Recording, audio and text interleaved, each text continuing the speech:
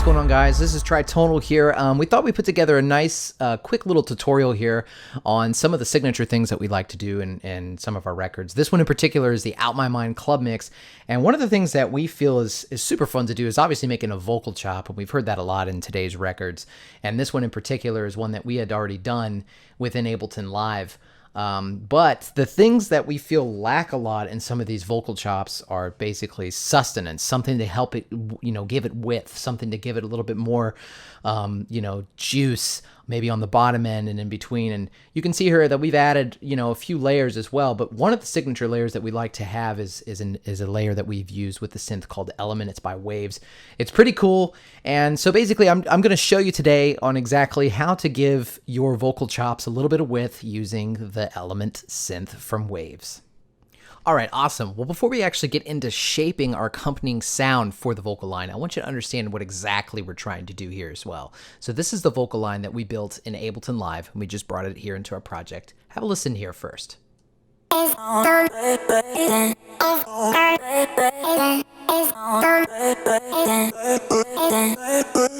So that sounds pretty cool. It can stand out on its own within other parts of the record, but for what we want, we're like, well, this is a drop. It's going to have a lot of bass and chords and a lot of other accompanying items.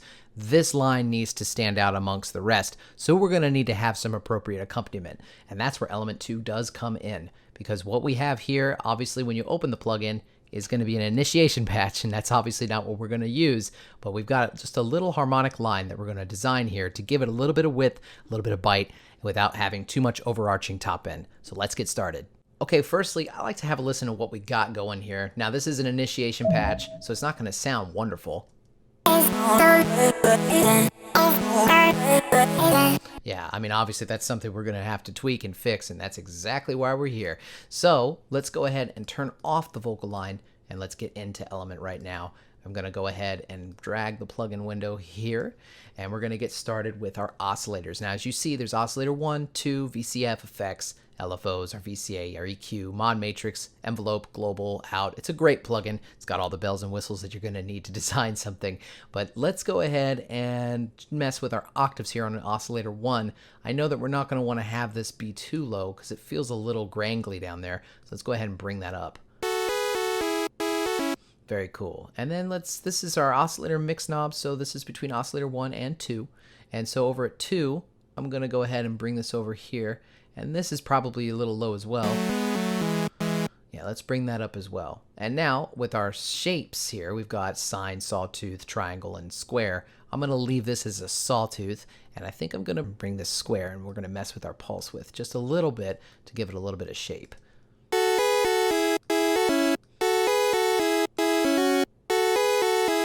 Kind of sounds like a Nintendo right now, but that's the point. We want to shape this. We want to give this width. We want to give this harmonics to accompany our vocal line right now. And of course, you can continually monitor whatever vocal piece that you have underneath the sound that you're currently tweaking.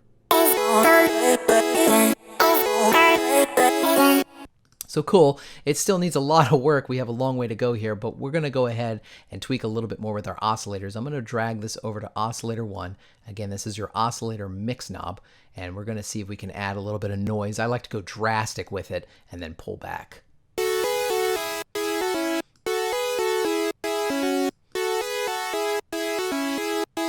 That's cool. Maybe a little bit of ring.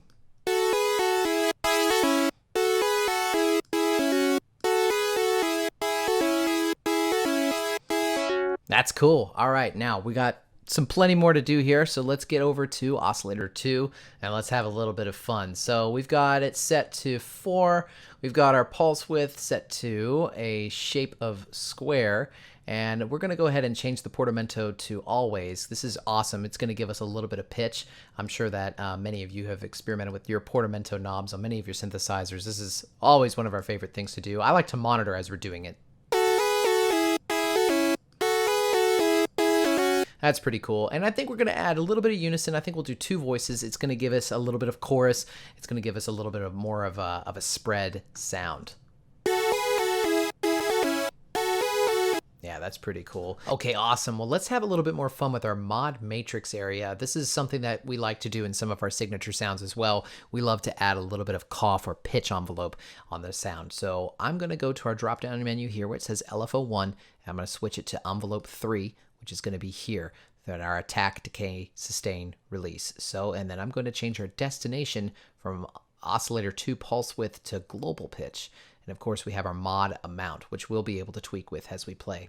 So let's go ahead and monitor our sound. I'll add a little bit of amount here.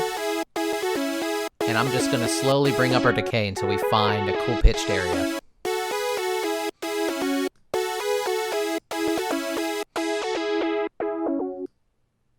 Cool. It's kind of adding a little bit of a knock. Have a listen to that real quick.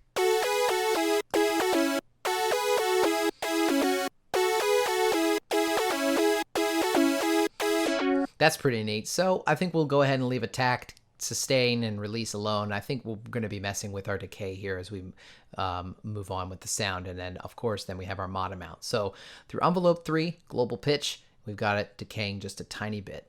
Now, as we continue to design our sound, I'm going to go ahead and touch around with the detune knob or fine knob on oscillator 1 to kind of give it a little bit more width in that area. Let's have a listen real quick. It's just a slight detune, nothing too crazy. That's cool. And then a little bit of FM on oscillator 2, just to give a little bit of a vibe. Not too much there. Yeah, that's cool. Cool, that's kind of shaping out nicely. Now let's get to our VCF and our VCA. We're going to go ahead and tweak out the layer just a little bit more to kind of give it more shape. All right, so these fancy knobs and switches over here, our VCF and VCA, are going to really shape the sound drastically. It's where you're going to hear more of a difference here. So we're going to start with our amp and get over to the attack, decay, sustain, and release of the sound. So let's go ahead and monitor it. First, I'm going to make a nice little loop point so we don't go crazy hearing space. And let's play that. Shape up our attack a little. Let's go ahead and bring down the sustain so it pops. Okay, obviously we're not going to leave it that way, but we'll bring up our decay just enough, and then our sustain.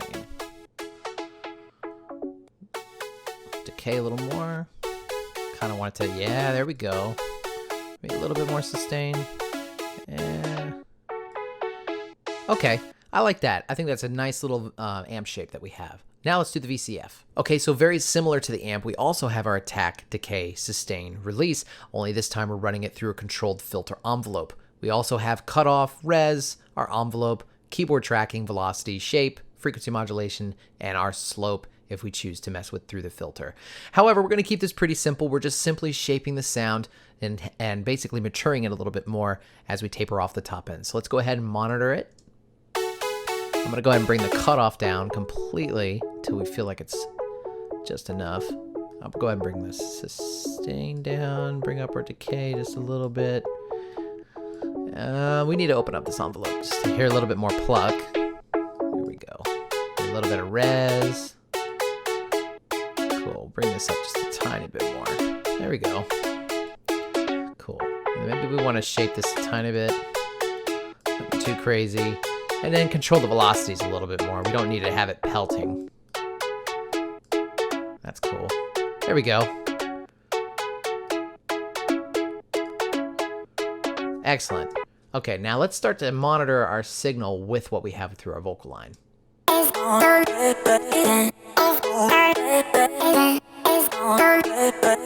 It's very close. However, I'm feeling like I want to have a little bit more sustain, a little bit more decay, because the vocal feels like it kind of flows a little bit more, whereas this sound is still kind of plucky. So we need to go ahead and let this kind of, maybe on both the amp and the filter, let them kind of breathe a little bit more. Maybe a little bit of release.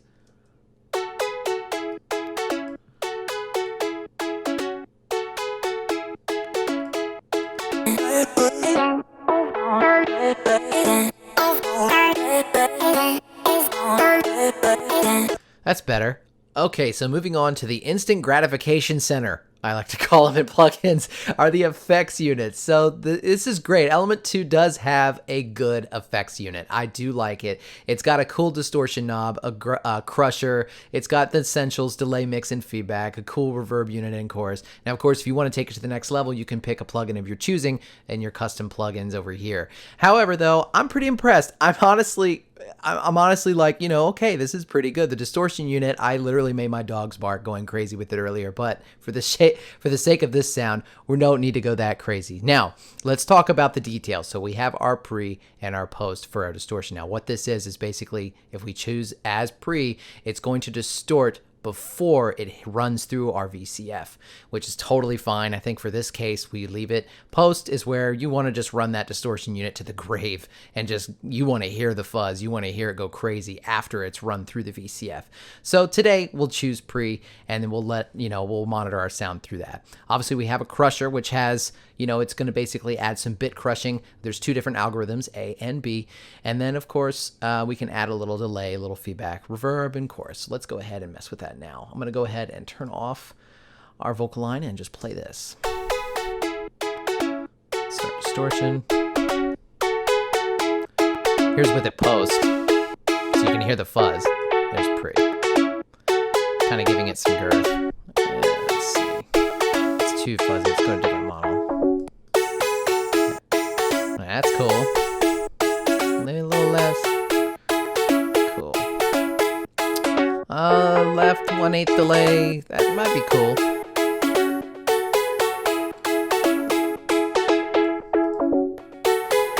We'll go back to 1/8.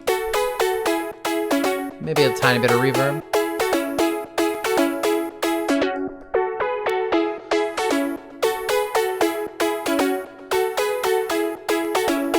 Awesome.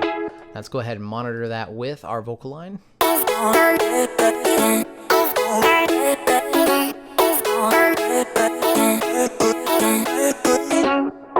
Hey, I'm liking that. I think now we're finally taking our sound to the next level. And again, like I was saying, you could add a bunch of your own outboard gear or outboard plugins that you want to have to control the sound. But again, we're doing something pretty simple, but yet to give this vocal line some extra width without having an overarching top end that takes over. So now we get to finally monitor this with our actual record. So I'm going to drag our play bar back just a little bit and unsolo everything.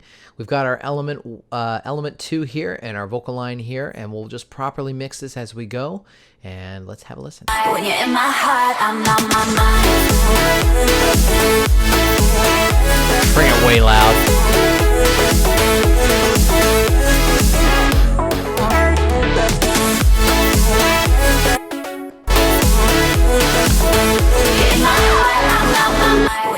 Yeah, that adds already a lot more width than it had. So if we take this off, it just feels kind of just one little vocal line. When you're in my heart, I'm on my mind. Yeah, that's really narrow. And then we turn this on and it's like, it opens up. I'm on my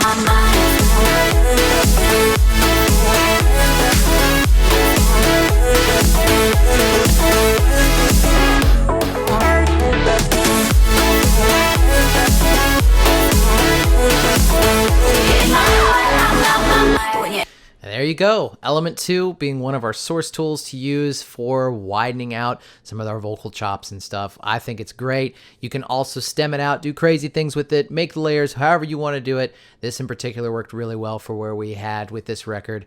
And we hope you continue enjoying Element 2. Thanks for watching.